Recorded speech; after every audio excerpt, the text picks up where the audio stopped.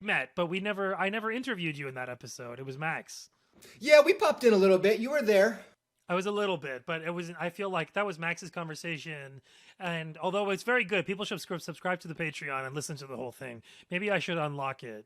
It was a great episode. You delved into a lot of material, so it's great to have you back, Brendan. Will you introduce yourself? Tell us a little bit about your interests. Your research interests are germane to this conversation today. Sure. Well, thanks for having me on. I'm a big fan of the show, and it's a pleasure to be back. And looking forward to the conversation. So, by way of introduction, I teach U.S. and Middle East history at Cal State Stanislaus with everyone's favorite angry Arab, Asad Abu Khalil, a good colleague, great friend and good colleague. So I teach U.S. and Middle East history with a focus on recent U.S. history, Cold War history, post-Cold War stuff.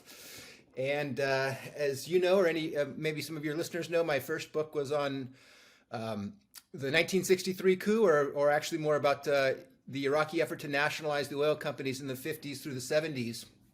And I'm and I guess you'd say the very early phases of a sequel or a second volume of the Paranoid Style, as I'm putting it, where I'm trying to write a book that's going to cover the period from the 1972 oil nationalization through the 2003 invasion. Yeah, well, that's quite the era of Iraqi history. I just had a long conversation with Amir Taha. I think you saw the clip, and one of the things that sort of we began talking about is, these anniversaries are. The idea of anniversary is like the word anniversary has this nice feeling to it, but it's actually a very dark thing we're marking the anniversary of, which is the beginning of a very violent war, which over a million people died, and how many people more were dislocated.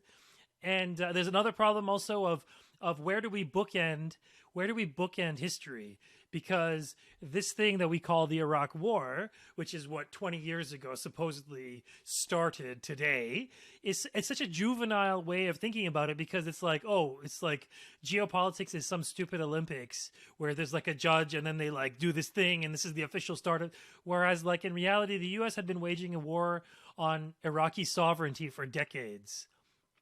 And there was a time when Iraqi sovereignty, or a sovereign Iraq underneath Saddam Hussein, was actually an ally of the US, and he started behaving the way imperialists do and just ignored other people's sovereignty, and that got him into trouble. And that was what we call the first Gulf War, which again is a euphemism for this like global attack on this country. However much you want to say that was wrong what Saddam did, is that the notion of this being something called the Iraq War is that it fails that. This is more complicated than just simply it's a global war that took place in Iraq.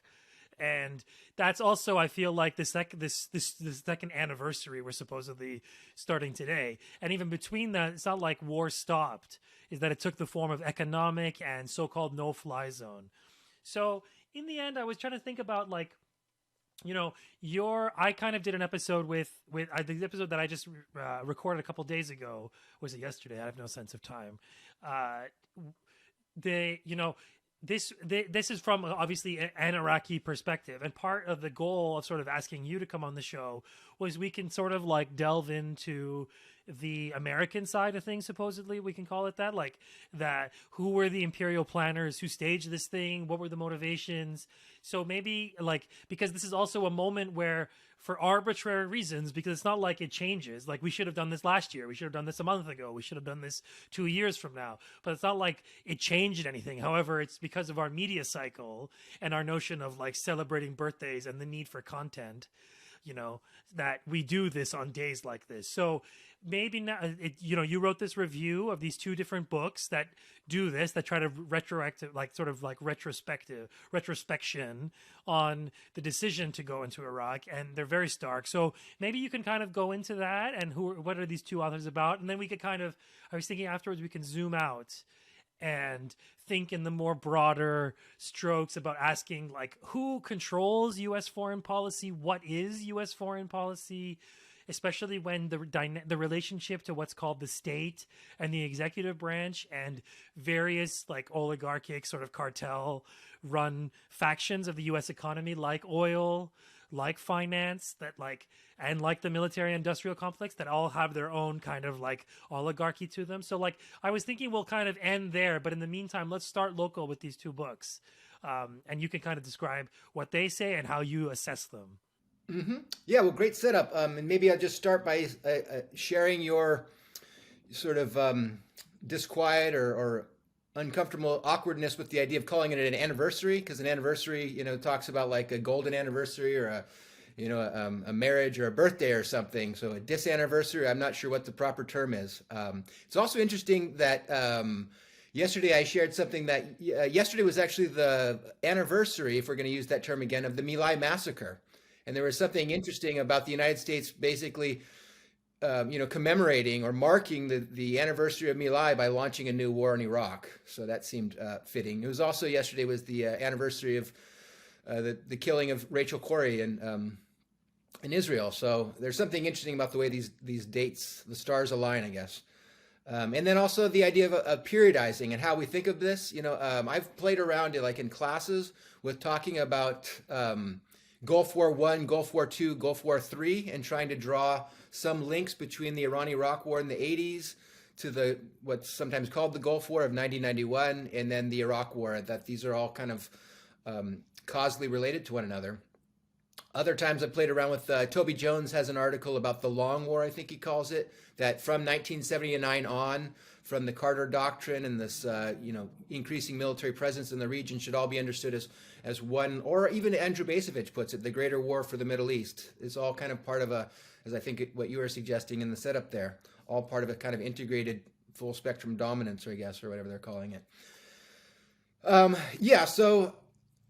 So in terms of the article that I've just written, or that's coming out in the next couple weeks, I guess, it was an opportunity. As I said, I'm going to write what I'm working on now is a book that's going to cover the long history up to the 2003 war. So part of that was looking at some of the most recent history or most recent scholarship.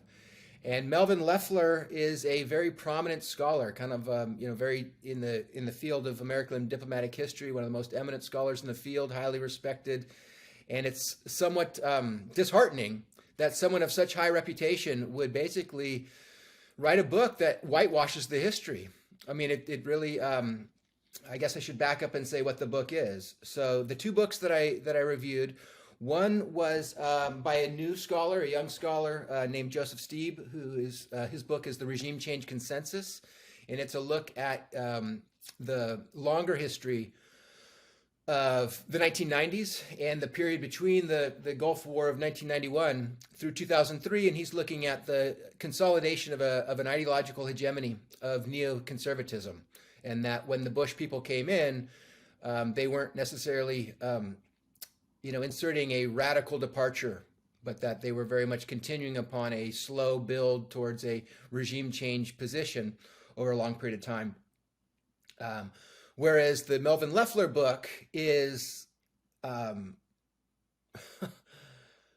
don't know, it focuses, it's the worst of the great man history, right? It just focuses in on this guy, George W. Bush, and puts him at puts them at the center of the policymaking process and tries to, sort of redeem the Bush administration and say that they were very sincerely motivated. They didn't deceive or mislead the president. They were motivated by sincere, security concerns. They wanted to keep the American people safe from what he construes as a Al-Qaeda Iraqi nexus that wanted to anthrax the American people. And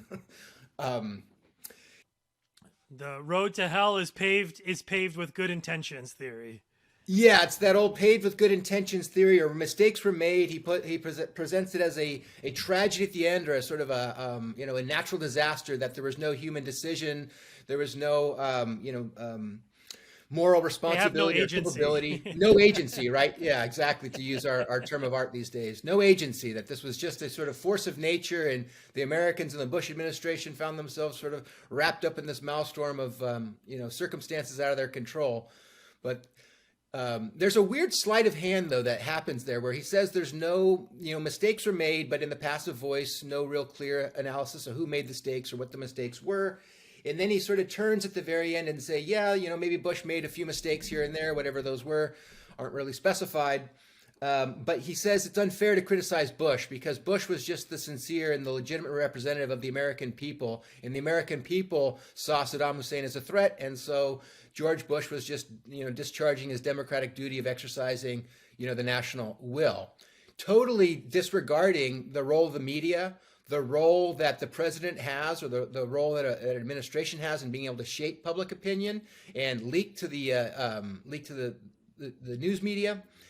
And and he lists a whole series of public opinion polls showing that George W. Bush enjoyed public support as he went to war. And one of the lines that I used in the review is that it's very easy to take a country to war. All you have to do is tell the people they're being attacked and denounce the pacifists for a lack of patriotism and exposing the country to danger. Like, that's very easy to scare the public and frighten the public into supporting this, that, or the other thing that the administration says is necessary.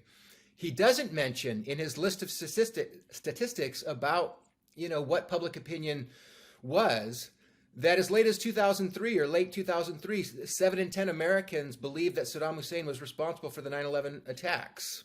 And he doesn't interrogate, well, how did the American people come to be so deeply misinformed, to use another term of art? We're so into misinformation these days, and fake news, or false narratives, or alternate facts, or whatnot. He never interrogates, how did Americans get the idea that Saddam Hussein was were they studying Arabic and reading intelligence reports from the region? Or obviously Americans aren't forming this opinion on their own in an unmediated way. And so part of my critique was that he's not really looking at the politics. He's not looking at the ways in which the media was used to sell a policy that was long-standing, and it's the policy of regime change was very long-standing. So as everybody listening to this podcast knows, right, the PNAC and the whole design was there for a long time ago. The question you asked toward the end there is the more tricky one of how we understand who's actually pulling the levers. How do we understand the American state and its constituent groups, and whose interests are being served, cui bono, with the Iraq War or any other policy? Yeah, I mean that's it. That's where do you I guess in the case of the 2003, right? Because you have to draw a timeline of events, because this was a major escalation of an ongoing war, because we forget that the U.S. was already in Iraq. The U.S. was occupying Iraq, but just in the form of overflights that if we're challenged at all would result in major retaliation. So the U.S. was already dominating, was squashing Iraqi sovereignty for a long time. And they were, at the same time they were doing that, they were starving the country, right? They were starving the country through siege warfare. Siege warfare, as exactly, punishment. Yeah. So the escalation, the military escalation of 2003 is a phase of American violence that we're still in. And in fact, I mean, it's ebbed down. However, the American occupation continues, the American occupation of Iraq. And in fact, they turned Baghdad into their major surveillance hub, right? Like the so-called green zone. They built themselves a huge embassy, which is basically like this temple to the CIA. That's where their major sort of one of their control centers of information and logistics. Not so much logistics, but planning. And so they're occupying Iraq in many profound ways, much in the same way they're occupying 1/3 of Syria. So the grand war thesis, which I agree with. I mean, I agree with this. Since 1979, you've had this flailing U.S. policy of what to do about, and I can't help but say that the Islamic Revolution in Iran is a key sort of nexus for these people, because because ultimately, we know that the whole thing of 2 days after 9/11 or a few days after 9/11, that's when Wesley Clark saw that memo of 7 countries in 5 years.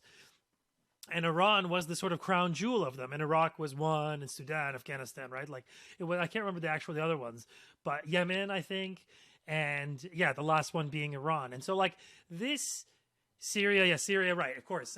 So like this was the kickoff, not even the kickoff because they were already in Afghanistan too, right? So like we have to, but it's partly because of the way that I think the difference between say Iraq and Afghanistan is that Iraq, the so-called like Iraq escalation, Iraq war, it wasn't tied into the culture war the same way that Afghanistan was just a kind of reflex for the U.S. empire.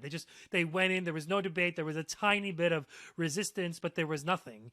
There was nothing by way, and in terms of their like conquest and sort of like ejection of the Taliban, like that was pretty quick too, right? And so like that was it feels like it was a warm up. However, that war would go on for just as long as the so-called Iraq war has gone on. So like I feel like we're talking about weather systems and not some sort of policy that's just like trotted out and you can sort of map it. And so it's like, yeah, it's hard to sort of draw the scale of these things because it's very dynamic. And it's also, I talked about something on yesterday's episode. I feel like I'm repeating, but no one was there other than me and the guests. So it's like the continuation of this war continued into the next decade too. After the U.S. troops pulled out, there was another war that took place, which was the war with Daesh, right? And so like, to me, it's hard to even draw lines around like the violence in Iraq, the political violence and the occupation in Iraq.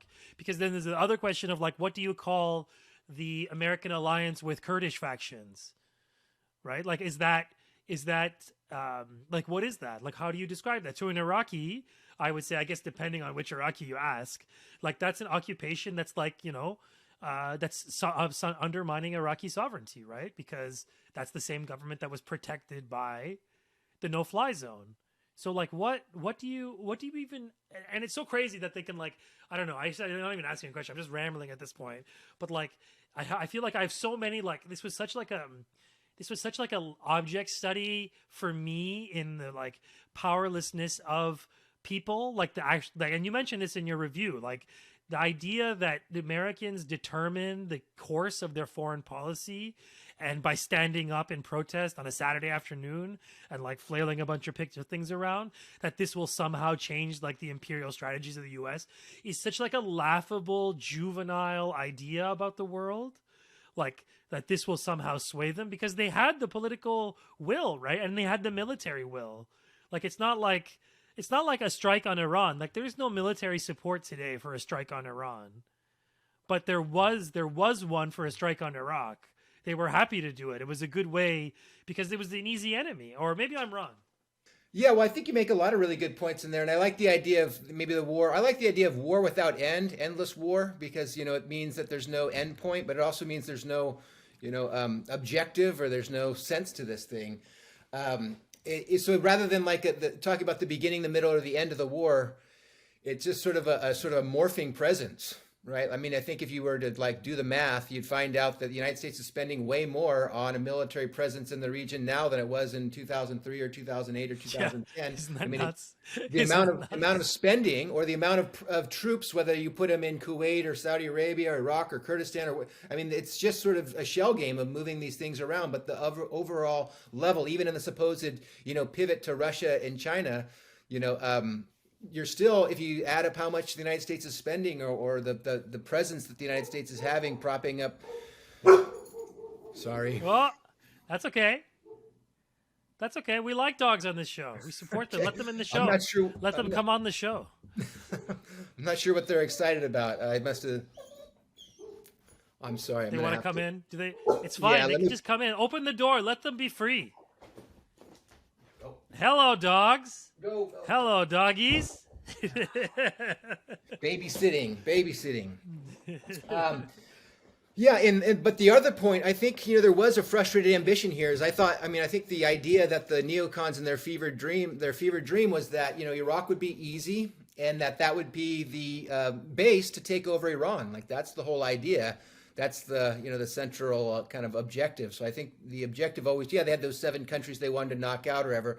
But I think the crown jewel, the pride, right? The pride of having invested so much in the Shah and then seeing the Shah, disgraced and humiliated was such a blow to the ego of the United States that I think, there's nothing more at stake really than pride and ego, national ego, imperial But no, I ego. mean but the U.S. does have an interest in overturning the Islamic Republic simply because it's the major hindrance to their plans. And the thesis about 1979 being this sort of like jumping off point for like this incredibly violent, like you could say genocidal series of conflicts that were like proxy wars, like who's to say, like, I mean, Lebanon started before, but who's to say that like the wars in Lebanon, and I think this is pretty much known, that they were accelerated and aided by outside actors. That like the notion of the same way that like the Syria war, which was even more curated from the outside than the Lebanon war, I would even say, in looking in retrospect. I mean, I guess these things are hard to measure against each other, but either way, that these wars are staged between like the nature of these sort of proxy wars, at least in some part, that are sold half as civil wars, that they do end up sort of like becoming, the countries become hosts, like this crazy perverse Olympics that goes on forever, like murderous Olympics that just like goes on, that like this is, that they're just like playing host to them because this is like ultimately the strategy and the goal is to like get to the final point. Now, in the case of the US, is that this unfolding of their Iraq strategy, right, is that it took so many turns. But I don't know. One of the reasons why I said this in yesterday's episode with Amir. So like I was dreading this episode like very profoundly. I was dreading it for like a year, and like more so, I would say, if only because like there's like I mean for various reasons, but I feel at the end of the day is that like there is this feeling of like strange and I think misplaced triumphalism on the part of people, say, who support, you know, whatever axis of resistance, whatever you want to call it, that people are like, oh, you know, Iraqis kick them out. But like you wonder about like, did like Americans, like how do you measure like victory and loss in like the Iraqi context? Like Iraq lost 1 million people more, right? Its wealth was looted, its human mass were moved, they were displaced, huge numbers of people, its resources looted, its date palms, its any kind of like food sovereignty that it once had is completely gone. So like all of these things are so heartbreaking. And then there is this culture of like, oh, Americans were chased out of Iraq by the resistance, and it was this and that. And like I've watched some of those kind of like, you know, those kind of videos from that era, the grainy sort of 2008 or whatever, 2006 to 2011 kind of era of resistance videos, whatever you want to call it, because it was this insurgency, and America fought this counterinsurgency war after occupying the country. And that's the conflation between the invasion, occupation, and counter revolution or counter insurrectionary war is such like a typical American thing where it's like, oh, it's the Iraq war, but it's like, no, the U.S. is this massive imperial force.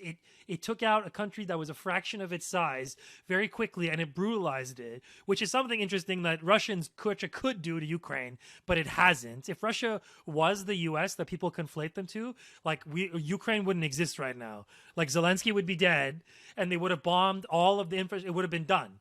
Like they would have if they fought like the Americans, but they don't. Lucky for the Ukrainians. I mean, as perverse as that sounds, Ukrainians have suffered. I don't doubt that. Russia's military force is formidable. But if they fought like Americans, there would be no power in Kiev. They couldn't make a single video. Like Zelensky wouldn't be able to fly around everywhere. So it's completely different when people make these analogies. To me, it's like, okay, yeah, make those analogies and look at the difference in terms of like that war. But in the case of the U.S. versus Iraq, the military response was very muted because that military was starved. It wasn't a military ally of the West fighting, right? Like the way that Ukraine is. And on the other end of things, America was like an ally, close friend of Iraq until it sort of turned, right? And so like it's good. It was fine when Saddam was invading Iranian sovereignty. It was great, actually. We paid him. He was our loyal messenger boy, errand boy in the region, right? I was watching reports from like British reports from like 1981, and the apologia for Saddam is hilarious. It's like through the roof because he was our man in Baghdad back then. But he dared do something. He made a critical error and behaved like imperialists and just sort of took the sovereignty of Kuwait away, and he had to pay for that. So like I don't know. I feel like, I guess the question I'm asking, like, are there, I guess there are some, but like, what is it about the American mind? And you're American, so maybe you could ask this, you can answer this, but like the inability to be, even have the most basic levels of honesty about the nature of like the nation of the American empire. And so like you, even like the books that are like, okay, regime change consensus, that like, even then books like that, I would bet, I mean, I haven't read it, you read it, but like the scale of the violence isn't represented, that it's usually like very cloistered, and it's, you know, because ultimately like the violence of this war has been kept from us systematically. It has been, you know, and you're talking about the sort of the wreckage that they left behind, and you know the millions of people that are displaced, the millions of people that are killed, the millions of people whose you know homes are destroyed, and all the devastation, but also like the opportunity cost, right? Like we're in a moment where this world needs to be transitioning away from fossil fuels, and so all the energy that should have went into international cooperation and organization to like move towards a sustainable way of living in this world was totally sidetracked and lost, right? So the ways of measuring the loss are just so incalculable. But one thing that came to mind as you were speaking was I heard something recently about American veterans who were exposed to burn pits in Iraq and Afghanistan are entitled to financial compensation because they were exposed to toxic chemicals.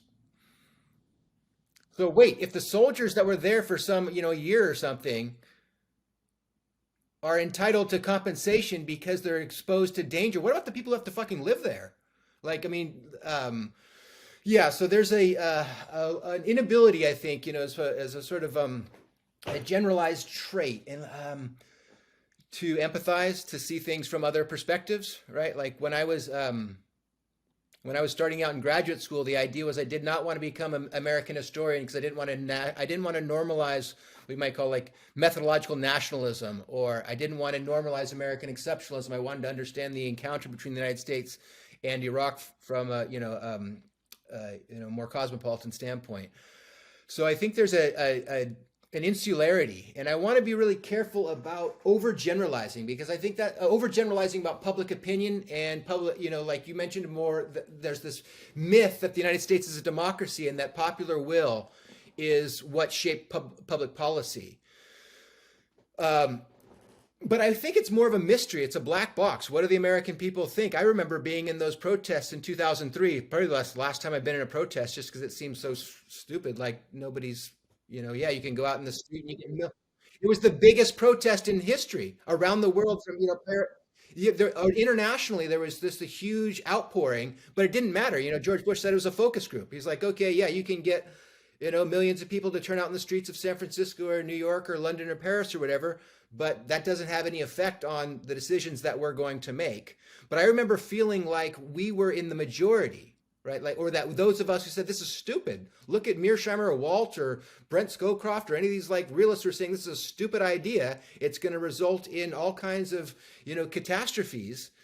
So I really felt like the public opinion, whatever, and I don't really necessarily trust public opinion polls unless it's, analyzed in some sort of sophisticated measure, because you could get, you could get a majority of people say that they, oppose three-sided objects but support triangles or whatever. It's a matter of how the question is framed, the question that comes before it. You have to look at trend lines. Like there's a science to analyzing what public opinion might be on anything. And so I think when Loeffler, these people sort of cite these, one-off statistics, 72% of the people, agreed with this or that. It's like, well, that's a snapshot, a snippet. It's a frame, it's like any photograph. It's like it's framed to present something. And so where does the public actually, how does it view these adventures? And I think most people are not really paying attention to international relations, international affairs. People are concerned about, their kids and their,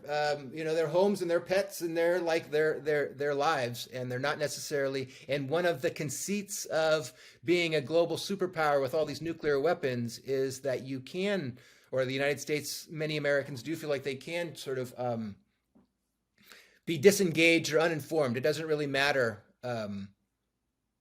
There's an old line from a Greek, boys throw stones in jest, but frogs die in earnest. Right, like Americans don't really realize the consequences of their actions, right? Many Americans are living in a kind of isolated or insulated bubble where we don't have to be aware of what's going on around us. I think that when pressed, But even the intellectual class, I mean, this is what's so crazy. The intellectual class of the US on the whole is such a quietist, like, a class of collaborationists, excuse makers, culture jihadis, just, suburbanite squires was the term that Said used. That's like, what a paltry thing that, like, nobody cared about, the the fact that, the US has been, that, the US basically did one of the most violent acts of terrorism in, human history, blowing up the Nord Stream, and, it just passed the intellectual class by. It just, it was just, I mean, I saw, what do you have, a few people tweeting, but, ultimately, the apathy and the low bar. I mean, there is a class of people in the US, a professional intellectual class, media class, whose task is to, look outward and point and be on some kind of watch that, oh, there's a bad thing happening in that country, there's a bad thing happening in that country, and yet there's nothing, very few actually look inward, right? That there's this remarkable sort of one-way nature to the vision of the American liberal mind, or critical thinking mind, that just sits there and be yeah, it's really bad when a protester in some random country dies, and it really breaks my heart. But how many people are sacrificed on the altar? How many people are murdered by cops every day in this country? 10 a day, 15 a day? It's nuts. So these are acts of, I mean, people overuse this term, but cognitive dissonance that just people live with. It's okay. It's nobody right now, even, it was crazy, even this week-long nostalgia fest around Iraq won't even last a week, Brandon. It won't even last 1 week. It will be 3 days of people tweeting, and it'll be the weekend. It's already the weekend, and people will move on. By Monday, the number of tweets with the word Iraq in it will fall 65%. That itself is proof that what's inside people's minds is actually very not important at all. Very little importance to the people who push the levers of U.S. foreign policy. They don't care what people think. They care about hegemonic power. They care about the consequences insofar as what they do, who the people that they act upon, what they do to them in response, and their allies. Yes, they care about that. But what the American public think, who could care less? Who fucking cares what some dumbass in some fucking backwater cares? What neocon monster or even some liberal imperialist cares? Do you think Samantha White Power cares what some suburbanite soccer mom in Arizona gives a shit about what's happening in Yemen? Do you think they care? They don't care. They do their thing. Nobody gives a shit. Okay, Americans are numb to their what their empire does. Now, if it affects their livelihood, if it affects their life, if they see that prices of gas are $2.50, or wait, whatever, I guess wrong country, but if prices of gas are tripled, that's something that will get their attention. But even now, when liberals talk about the tragedy of the Iraq war, first of all, fuck you and your tragedy. But second of all, they talk about oh, that money was a waste. The money is the problem. Money is the first thing, because they know that the actual loss of human life doesn't move people and doesn't move the consciousness of people in the way that figures and numbers do, and people saying, oh, people going into the subjunctive. And I'm not saying you did this, but you said this, and you were correct what you said at the macroeconomic level. But liberals will make that as a moral thing, that it was morally wrong to waste that money, as opposed to don't do war. Okay, don't destroy countries, don't do genocide, right? It doesn't matter how much it costs, because you people print the money anyways. Yeah, the blood and treasure metaphor, right? That people are always so concerned about the treasure part of it. And it taps into, it's sometimes thought about the calculus of empire. Does empire pay, or how do the gains or the spoils of empire, are they shared democratically, and does that matter? Do the American people benefit from these imperial interventions abroad? Is the is This because it's baked into the U.S. economic system, right? Which is a war machine that has never been seen in human history. So of course it is. So of course they ginned up this whole thing called 9/11, which of course was an inside job. So because of, how many times do three planes go down by getting hit by, or three buildings going down that were hit by two planes, right? Like if you want to figure out the physics on that, like let me get back to me. But ultimately, I firmly believe now, in retrospect, that this thing called 9/11 they let it happen or they made it happen. That's what people say. But like either way, it was a pretext to then to like get the jingoistic vibe up in the country to serious levels, which will then result in like a serious influx in the U.S. military recruitment, which worked at least for a short bit. And then they could use that to sort of catapult themselves into various like extremely violent geopolitical conflicts. And then it wasn't even limited to the neocons under Bush, right? I mean, the fact that Obama and company continued the wars and expanded them in the form of regime change wars that were sold as like protest liberation movements called the Arab Spring. Like this is the fact that like this is the first question I asked about like if this is a big question, mind you, but like what are the mechanisms of US foreign policy? Is there underneath the sort of change, the musical chairs of the executive, which I always thought that like, oh, America is an unstable country because their priorities change because of their stupid electoral system and how it's one type of chud versus a different type of chud who each have their own priorities, who come in and fuck things up, and then the next guy comes and fucks things up his own way and like ad nauseum. However, I'm beginning to think that like maybe that's a dumb way of thinking about it, and in fact there is a more unified project of empire, and it has been running with various sort of like blips and personalities, and people can put their stamp on it. Like, which one is it? Is it like the executive branch? Because the executive branch in the US does have a lot of foreign policy power, and it's only increased in our lifetime, like since Reagan, really, and it's continued with every subsequent president, which actually holds to the 1979 thesis. But yeah, like what's in a sense of like your historian view, like what makes U.S. foreign policy tick? Is there a logic? I guess it's like a model of Marx. I guess this is like a bigger question because like what makes a big empire run? mm-hmm. Yeah, the as I thought back to the like 2000, it's like, okay, the fact that they have fake elections between candidates that don't actually disagree about anything.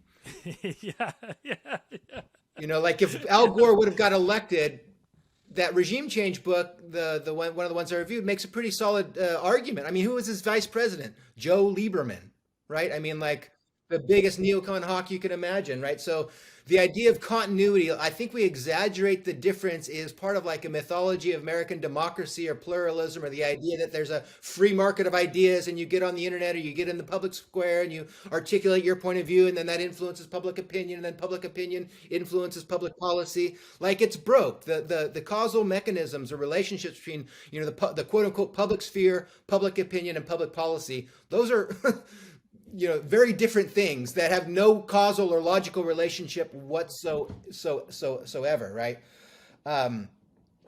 So what is it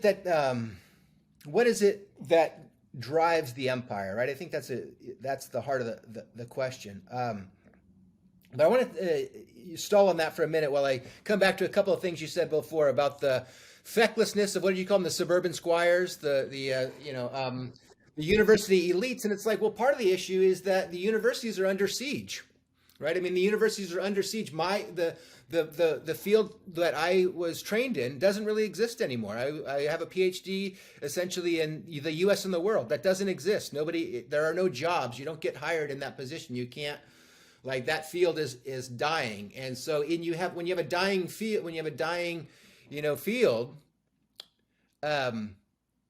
that brings out the most cautious and mouse-like behavior imaginable, right? Like when you're on a sinking ship, nobody wants to rock that sinking ship, right? Nobody wants to. Everybody is very cautious and worried about careers and worried about the prestige economy means that if you're in, you're just trying to kind of stay in where it's comfortable.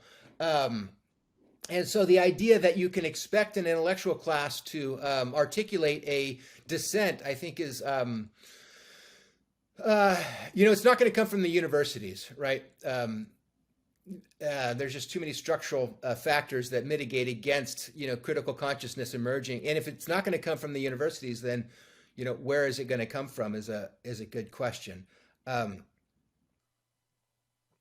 on the contrary, and the universities are a huge source of laundering of imperial policies, right? Like they launder so much through university professors, and of all different stripes. So I don't see, it's crazy. Americans and Westerners in general, they sort of they shake their fists and wag their fingers at people in the global South and say, oh, you don't have free speech. Your government jails people for speaking their mind. It's that people silence themselves here, that people people self-select, institutions self-select. So yeah, after 9/11, they infuse the universities with all of these different classes of POC scholars.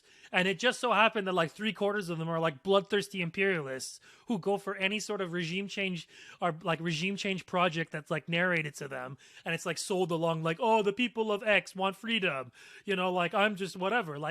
We know that that's the class of people. And those are the ones who reproduce students and PhDs. So universities have long been conquered under the realm of empire. And I would even go so far as to say is that they never were a bastion of anti-imperialist thinking. And it's only a short, brief window that and maybe to this day, there's a small group of exceptional people who come out of universities who are genuinely anti-imperialist in their strife. But at the end of the day, universities are a much bigger source of the problem than any kind of solution to the imperial sort of the imperial hegemony of people the hegemonic imperialism of people's brains, inside people's brains.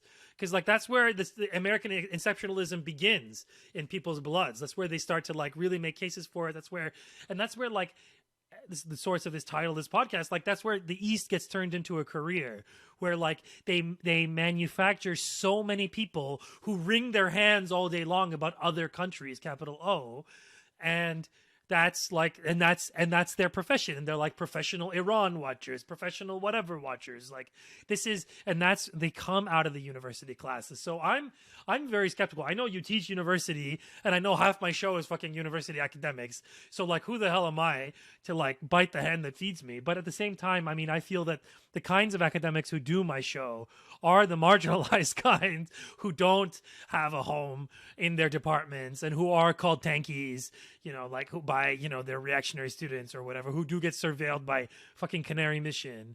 So yeah, you and I are kind of more or less the same age, I feel.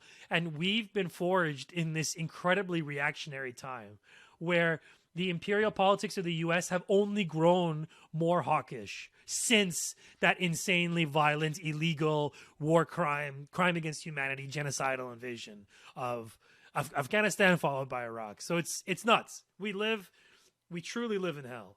That was what I said last night too. An empire is always most dangerous when it's in decline, right? When it's on the verge of implosion or when it's on the verge of being eclipsed by China or whatever. This is when desperation, and all the craziness attached. But I want to kind of come back to what you're saying about the universities and in this myth that there was once an idea that universities were as I think Herbert Marcuse put it, infrastructures of dissent. This idea that universities were critical consciousness. The guy who was funded by the CIA. Yeah, he wasn't as bad as the other guys, though, right? Horkheimer and Adorno. I think he was supposed to be not.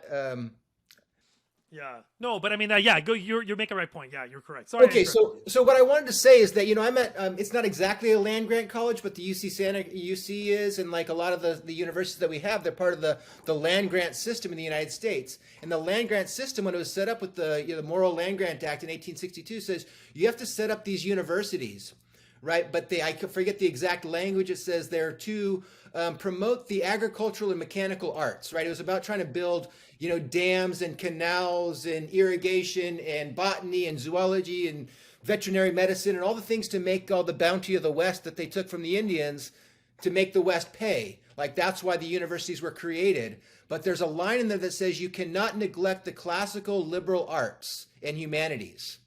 That you have to study the Greeks, you have to study the poetry and literature and history and the disciplines that help you think deep thoughts about being unemployed. Like you have to study all that. So sometimes I present that to my students, say, well, why do you think that they put that in there? Why do the universities have this mission?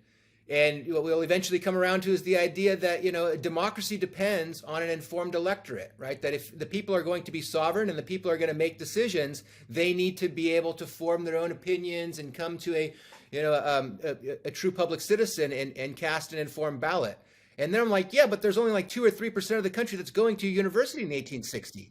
So what the hell kind of democracy is it if 2% have to be informed? Like this is never the university has never really been a vehicle for quote unquote democracy. But the slight maybe exception to that is that during the New Deal, they proposed the idea of universal higher education, that in the same way that high school was made, free and mandatory, the idea was to make university education free and mandatory, or at least free. And then they whittled that down to the Montgomery GI Bill, so that, yes, you're entitled to certain social rights, housing rights, healthcare rights, education rights, so long as you served in one of these wars of conquest, so long as you have, been an imperial citizen, then you're entitled to you're entitled to social rights. But from 1945 until, I think it's still 5% of the country has a university education in 1945, but it goes up to like 25 or 30% by the time you get to Vietnam or by the time you get to the Vietnam era, in which case universities did incubate a certain amount of dissent. And so there's a kind of a brief window between the 50s and the 70s or 80s in which universities did actually inculcate to a certain extent a critical consciousness. And then once it became realized that the universities weren't just producing area studies so that you can win the Cold War, but they were actually producing critical scholars, then there was the shift to private think tanks, right, and to other purveyors of policy relevant knowledge, and a kind of a siege mentality. Once the universities were not seen to be doing their assigned role of legitimating the empire, then it was, okay, well, we'll outsource that, or we'll contract that work out to a think tank. And then there's just been this. So at the very moment at which African Americans and other minorities got access to the university is the moment at which they, stripped out that possibility. So the universities under this circumstance, at the Ivy Leagues, they're worried about, prestige and flying to this conference or that conference or whatever. And that's what it's about. Imagine most of the people that listen to or come on your show are at working class institutions. We're dealing with people, we teach at state schools very far from. I was reading a book and it says, the ivory tower overlooks the street below. And I was reading that line to my students. I was like, dude, we're in a windowless classroom. Does anything about Turlock sound like the ivory tower to you? Like, look at the bail bondsman over there in the all the shops are like, bail bonds and, payday loans and dollar stores. And, I mean, American life is so detached from the foreign policy machinery, and the only connection that it has is that GI Bill, in the sense that it recruits, which is to say that the class benefits the kind of like wormhole, the class of material wormhole that you can travel through if you do decide to join the war machine. So like you get this amazing pension, you get a cushy life. And yeah, you may have to kill some poor people in the global south every now and then. But a lot of you guys, it's not that hard to find. American country is a big country. Is it really that hard to find a couple of million like people who will be willing to pay to kill for money? No, I don't think so. And especially if you dress it up, and especially if you remember, we also lived in this hyper militarization like of normal life that was like in peacetime. So like when America was waging this like Gulf War One supposedly, I remember like WWF doing like SummerSlam, and they were like patriotic, and it was like they had a character that was kind of like this turncoat who kind of pretended to be Saddam, and it's like these are just like bread and circus, but like upgraded, and like sort of using this kind of like, here's this horrible Oriental that we have to deal with, and we're gonna. I mean, it's like it really is caveman stuff. It's really caveman stuff, and I feel that it's grown more sophisticated now. That like the logic of liberation. And I mean, which is an old tactic too. I mean, a lot of like European slave owning countries were like, oh yeah, we need to like do this to like liberate them from their ignorance. So like that aspect of it is not new, but I just feel that the crassness of American imperial flexing is so naked in the case of Iraq that to this day, like you'll still find like guys who are laughing about the crimes they committed. Like there's still videos, but what's sinister about that is that there's a wholesale conspiracy of silence that goes around that American elites have just accepted, that Abu Ghraib was just this thing over there, that if I started sharing pictures of American war crimes around Iraq, that if I shared the pictures of like people's heads blown off, right? Like, first of all, you'd be kicked off of Twitter within a week, but also people would be so disturbed they would like unfollow you, they wouldn't listen to you, like I don't think most Americans are willing to like open their eyes and see the violence that their foreign policy machine does. I don't think so. I think they're okay to like talk about it some, but in like the abstract, but to actually see it and to like see what it is, I don't think so. I don't think they want to see videos. I think they want to be kept to them. Like Americans are the good Germans that they talk about so much as like a case study and like the banality of evil. Like they are the baddies, like full through. Yeah, there's an imperial culture. I mean, you talked about it with the WWF and the way that we are so cloaked in this.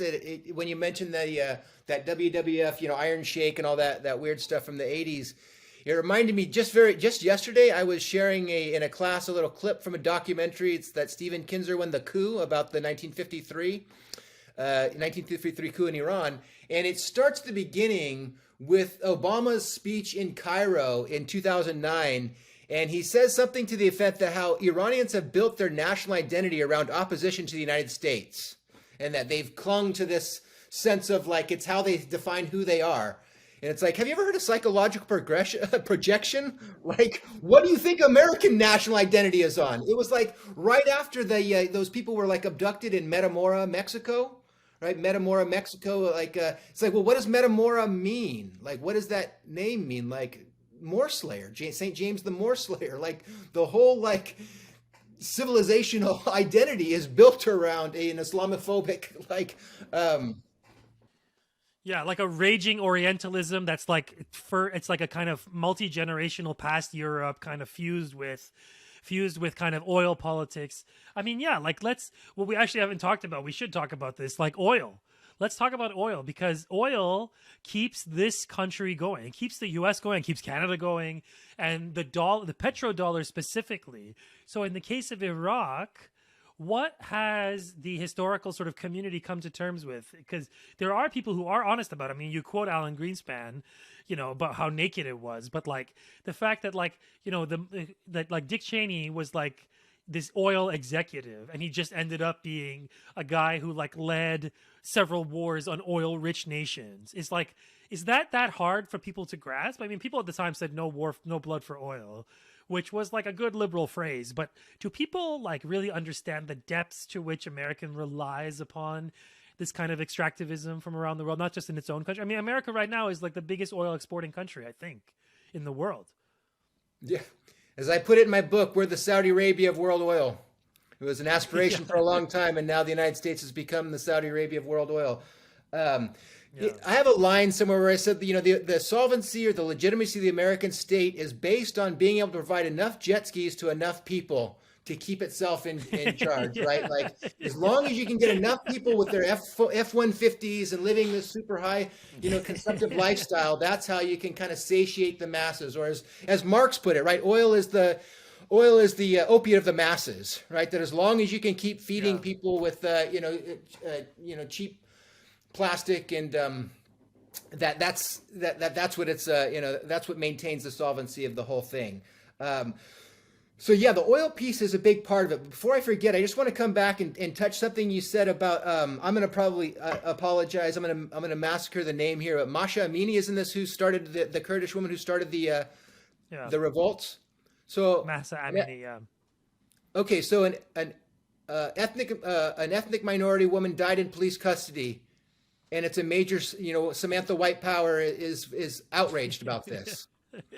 Can we think of any other racial minorities who died in police custody, like Sandra Bland, Yeah. Yeah. Breonna Taylor, Yeah. or like go down the freaking Yeah. list? Like, why are we so exercised? Just today, probably. Yeah, just today. I mean, it's like you get so exercised about whatever's happening in Iran or Sudan or whatever. It's like, don't you have any outrage left over for your own fucking country and what your own fucking police forces are doing?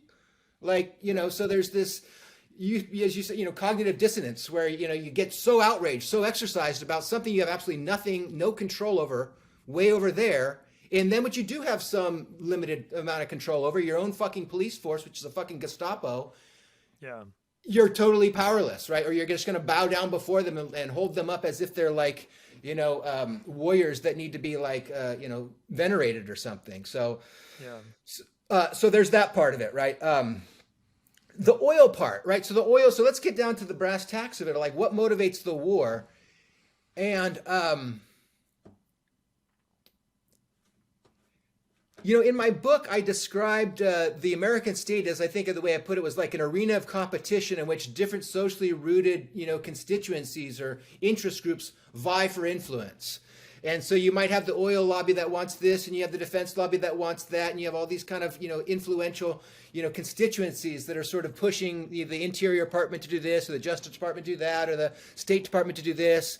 So is there any kind of like overarching unified logic that gives direction and coherence and meaning to the whole enterprise? And I think that there is, and I think that's the whole idea of the military-industrial complex, right? It's the nerve center. It's what, it's what really drives the empire in my mind. So you think about the blood and treasure, which is a very stupid and kind of amoral way of thinking about American misadventures in the world. Oh, did it cost? Did it benefit? Did it cost or whatnot?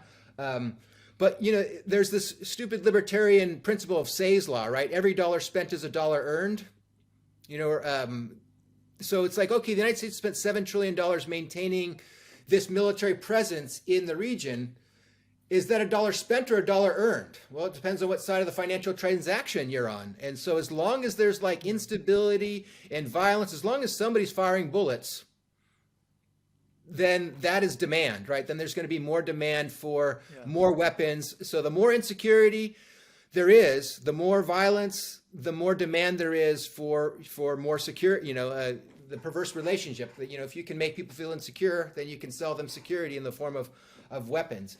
So in terms of the Iraq war and oil motives, I guess, I'm what you call like a historicist in the sense of like, I think I really have to, I'm an archival rat. I like looking at primary source documents, and I like seeing the way that what occurs in the material remains of the past, the material traces that are left behind oftentimes confound our expectations. As Hegel said, history's cunning, right? It doesn't unfold the way that you think it does, or, there's always the appearance of the way things look, and then there is what actually happened.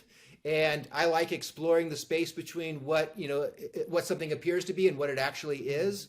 And so, so I'm very nervous about, speaking out of turn about, without having seen the documents. The whole purpose of why my book is, in my view, credible is that it's based on primary source evidence. It's not just my opinion felt at the audience. Like I dug in the archives, I found evidence that can't be explained in the existing frameworks. So I don't really want to say that what I'm going to say about the Iraq War in 2003 has the evidentiary basis of anything I said about 1963 or 1968 or 1972, right? So just to bracket that there. But what I do know from a more general sense is that the oil companies, like even Dick Cheney, my understanding is he spent the 1990s trying to lift the sanctions because they wanted to get into Iraq. Halliburton and his companies wanted to get into Iraq, and so they needed to get in there. they found a way in, right? I mean, they couldn't just lift the sanctions and do international commerce. They found a way. So they dismantled the government, and guess what? The sanctions are gone. Iraq is producing oil. So does that mean that the oil companies? I mean, when I started my research on the book, now skip back, I was under the assumption, like the good Marxist assumption, that the state is the executive committee of the bourgeoisie. The bourgeoisie, the leading elements of it, the hegemonic faction of it, especially the 50s, 60s, were the major multinational oil companies, right? So I was under the impression that the United States serves the interest of the oil companies, right? That was my operating assumption. And then in the archives, I found a whole series of letters from Aramco and from Standard Oil and from the oil companies to the State Department in like 1968, 1969, furious at the State Department for not putting pressure on Israel to withdraw to the 1967 lines.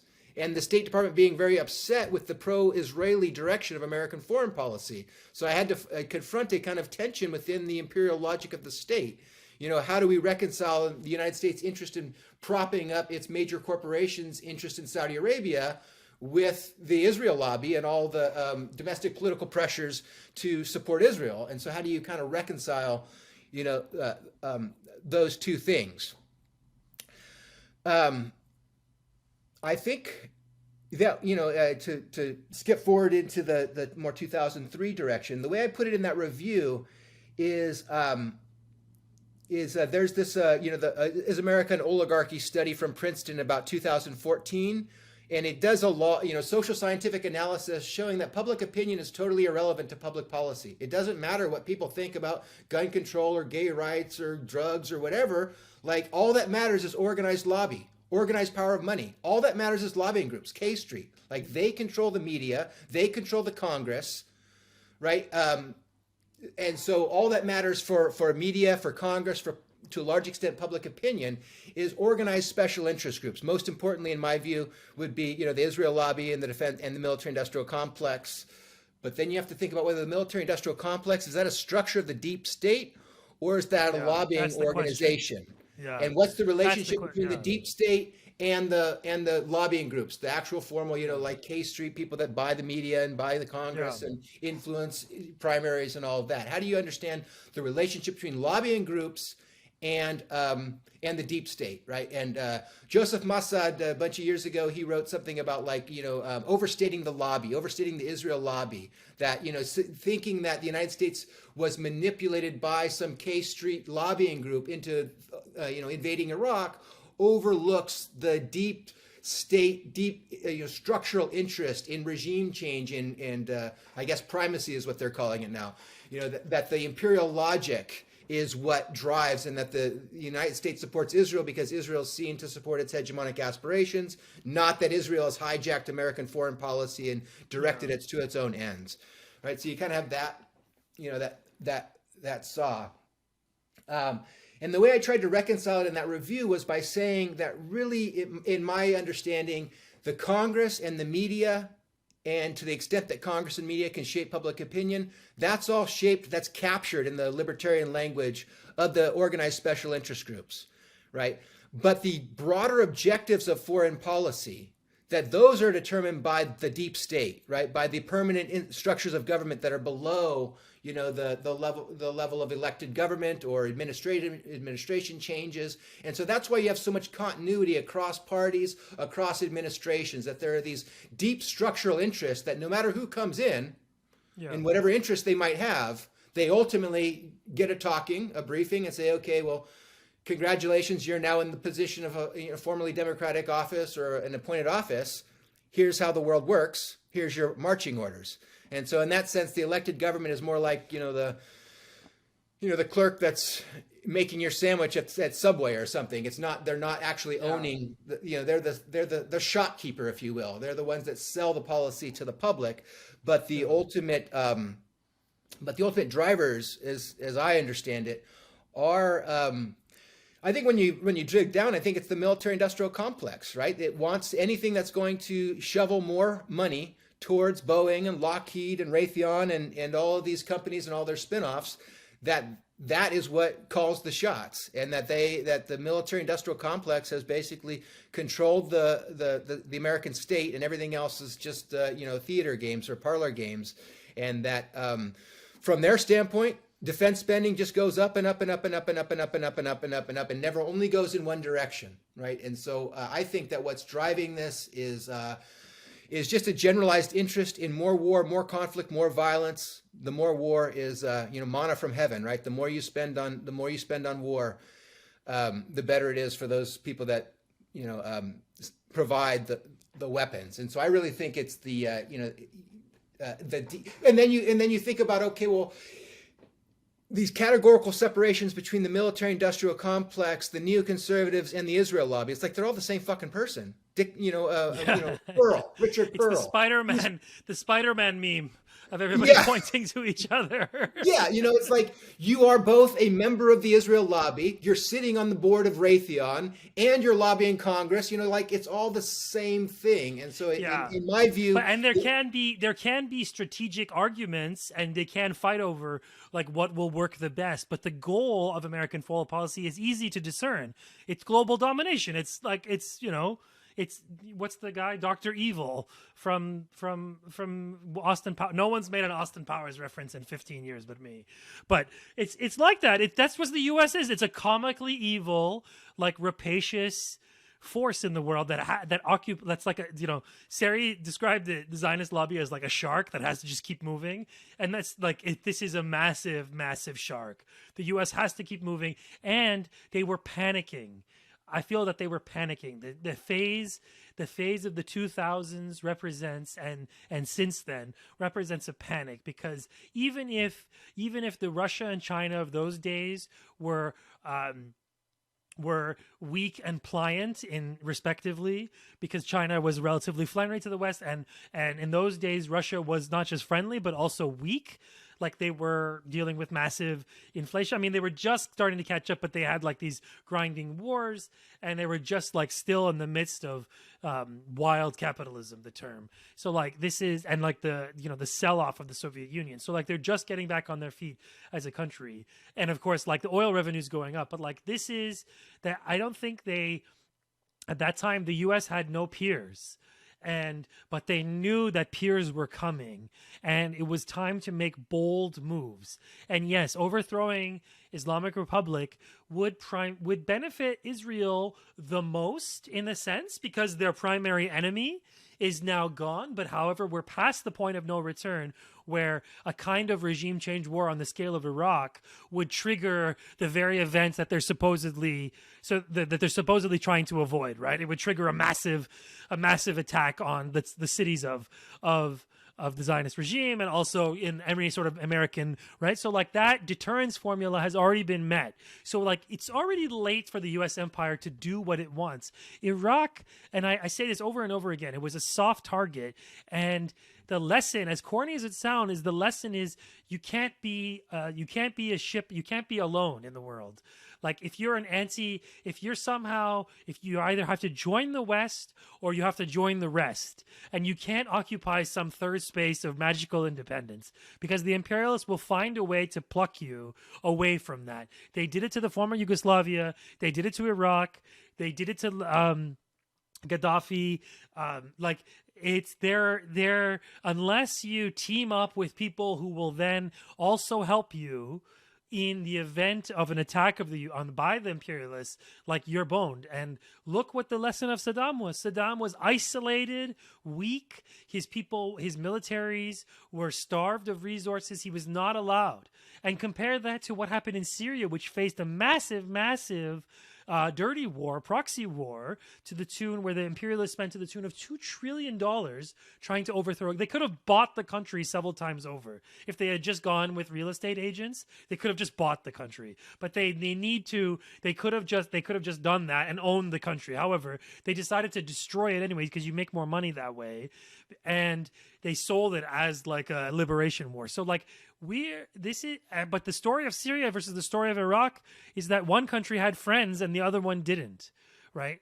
And that is something that I go back to again and again, that allies protect each other, and they create a zone of deterrence that at the very least keeps the cataclysm at bay, right? That Iraq failed, that Saddam failed, and Gaddafi failed. I mean, that's like I mean, even in a sense, like think about Mossadegh. Mossadegh thought that he could nationalize the economy, he could nationalize the oil industry, and not make extremely powerful enemies, like enemies out of extremely powerful people, in the terms of like the Brits and the Americans and the oil concerns. And it took them 2 years to eat them up. It took them 2 years. 2 years and something like $5 million, pennies, like a rounding error at the CIA today. I mean, even back then too, probably $5 million back then wasn't a huge amount of money. I mean, it was sizable, but in terms of the profits that they would get from those years of cheap oil, it was a drop in the bucket. So like, I think about the fact that so many people, like, they fawn over a guy like Mossadegh, but in the end, like, the guy was eaten alive in 2 years. Like, they paid a native comprador elite, members of the native comprador elite, to stage what was a relatively simple coup that didn't take much, and it was done as soon as, like, as quick as the revolution, the sort of nationalist fervor came up in Iran. It was done, and they just knocked it out.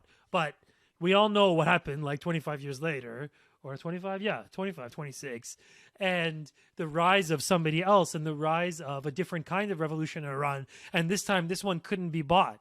And as much as they tried, first in the form of a proxy war through Iraq, and then actual direct war from America, and then softening into sort of like an economic siege, and the various things that have been waged in the interim. I mean, Iran, the story of Iran's survival is the fact that it has friends in the region, that it creates alliances, it creates networks of people, and that alliance has never been stronger. The U.S.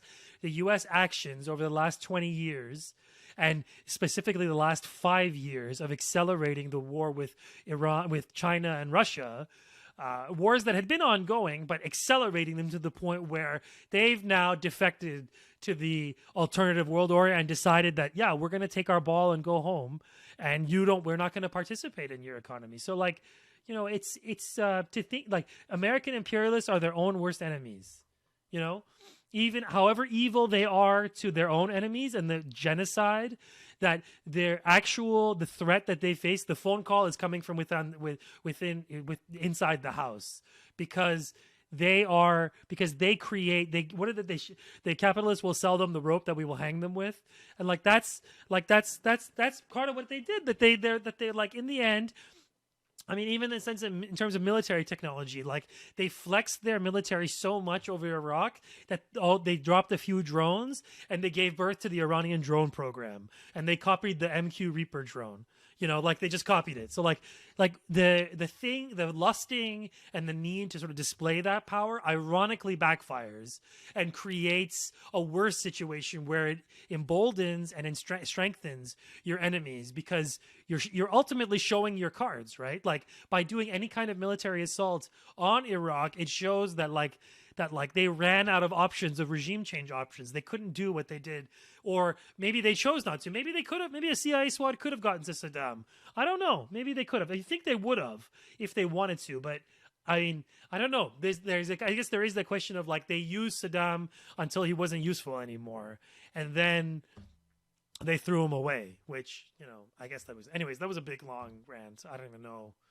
Yeah, but I think you touched on something really important. Where when I was really kind of starting out in this venture, the argument was, as we kind of talked about a moment ago, this trope of the road to hell is paved with good intentions, that, you know, things go badly, but the intentions are right. And great scholar Evron Abrahamian, he wrote this great review of these 2003 books on the Iran coup, 1953, and he cites Hayden White and what he calls the myth of benign intent, right? And so there's this conceit that other states, the realist conceit is that other states are Machiavellian and malevolent and, like, concerned with power, but the United States has the best intentions at work. And then, oh shit, some death squads came over and they murdered all these people. Like, damn, how did that happen? That was unfortunate, unforeseen, and must have been an act of nature, or a tragedy that it turned out that way, because That's not what we intended, obviously. We intended for freedom and democracy to spring up. And so what I noticed was like within the academy was this tendency to speak of, well-intentioned adventures, whether it's Vietnam, Iraq, or whatever, that go poorly. But they were motivated by the purest and most noble of intents, right? Like they had right intent, it just, misfired. And against that, the no blood for oil idea is that the United States is a diabolical genius, right? That the empire is evil, but very good at being evil. And I tried to, Aufbong or something, or tried to synthesize these ideas and say, no, the United States is evil, but it's also incompetent, right? That it has malintent. It's driven by a corrupt intention, but it's also quite often, and this is where sometimes maybe I run afoul of some others on the left who do kind of see the United States as extremely efficacious and very effective at, implementing ruling class interests and values. And I tend to, sometimes at least, emphasize the kind of strategic incoherence and the confusion and the fallibility. And so like the Saddam example you're talking about, I think is a really good example of that, where, like you mentioned, people got mad at Saddam for using chemical weapons. But it's like, okay, while that happened, that's when the United States was providing satellite intelligence, saying this is where the enemy forces are. This is where to lay down the sarin. Like the United States was working hand in glove with Saddam while he was doing his worst of his. Like they're doing now in Russia, yeah. Like they're doing now in Ukraine, yeah. So the very human rights violations that were so outrageous and that supposedly led to war were the very ones the United States was most closely associated with. And so there's this longer history of. I think there's something interesting to say, to kind of jump tracks here, but I think there's something interesting that happened in Iraq under Hassan al-Bakr versus Saddam, right? Like when Saddam took over in 78, that seemed to be a move away from third worldism and anti-imperialism and starting to ingratiate themselves. I mean, and then when Saddam takes power and then invades Iran at that point, the Islamic Revolution is the most, coherent and powerful force of opposition to American imperialism. And so at that point, Iraq becomes an instrument or becomes an ally of the United States as it's trying to contain the force of the Islamic Revolution. And so the United States and Saddam, and there's the famous handshake of Rumsfeld with Saddam in '83. So you have that whole history of Saddam and the United States being close during that war, right? Senseless war. But then there's a national security directive in I think 1990 or right at the end of the Cold War. And they're saying, okay, the Iran-Iraq war is unfortunately over. We were hoping that they would just kill each other forever, but that war is finally over. And the national security directive that is coming to the first Bush is Iran's gone, and so Saddam is the new sheriff of the Gulf. And so we should support Saddam and his regional aspirations because he's our, chief ally in the region. He can maintain order. He's got the military-industrial capacity to be a regional hegemon. And so that was kind of the direction that the first Bush administration was following after the Iran-Iraq war. That Iraq was going to be the new ally in the region. And that's kind of what April Gillespie, the American ambassador to Iraq, and right before the Iraq's invasion of Kuwait, when she met with Saddam, and kind of said in more or less terms, whatever border disputes you have or territorial disputes you have with your Arab neighbors is between Arab neighbors, and we're not going to get involved in that. And Iraq reads that as a green light to invade. And so what I'm trying to get at in that story is I think that there can be strategic confusion. They knew that that Soviet Union was over and that we'd reached the end of history. And they knew that they didn't want any rivals to emerge. There's a sense maybe China is going to be the next, or I think maybe back in the 1990s, the meteoric rise of China was probably not fully appreciated. So they kind of know what they desire, but I don't think they know exactly how to get it. I mean, they want global dominance. They have this Nietzschean will to power, right? That's what they have, the Dr. Evil principle. Like they do want to dominate others and make others do their bidding. But I don't think they always necessarily know exactly how to accomplish that or what the best modality or means are. And so then there can be arguments. And so I think there was a bit of strategic confusion in that 1988, 89, after the Cold War. Okay, now how do we maintain this, unipolar moment where the United States is the only unrivaled power from now until forever, which in itself is the idea that you can be an empire without end is kind of a fantasy. And so I think there was a kind of a strategic confusion about not knowing exactly where to go, and then all the other wars that flow on top of that are kind of building upon that kind of strategic uncertainty, or unclear, lack of clear idea of what your objectives are, what the best means to accomplish that are. But then, I mean, you look at the banks and the oil companies and the arms companies. It's like, okay, well, whatever they're doing seems to be working, because they're making out like bandits, and people waiting for their college loans or people living by the freeway are not doing so well. So, apparently, what they're working is paying dividends for the most significant constituencies that they're most worried about. Yeah, well, what's new for America? Brandon, thanks very much. This was a lot of fun. I kept you for over an hour, almost an hour and a half. What are you working on next? What do you got cooking up? What are we going to talk about on your next episode? Believe it or not, I'm writing yet another review of that Loeffler book right now. This one's called Orthodoxy Without Empire. I'm doing a bunch of book reviews, trying to get back to, as soon as the summer gets here, I'm going to be getting back to the larger book project, still kind of on the 1970s, actually, and kind of looking at what happened with the Arab oil crisis in 1972, 1973, and Iraq's role in that, and trying to connect the old 70s story to eventually getting up to 2003. It might take 2 or 3 volumes to tell that whole story. And then in theory, I'm also trying to do something on the philosophy of history, and trying to take some more kind of philosophical notes at some point and tie them together in hopefully some way that comes together in a coherent manner. But who knows how far away that project is. Well, we're looking forward to it. Thank you for your time, Brendan. Always good to have you on the show, and thank you for this lucid discussion of the evilness of the U.S. empire and how it works from the inside. My pleasure. It's a terrible subject, but I couldn't think of a better place or time to discuss it. Thanks.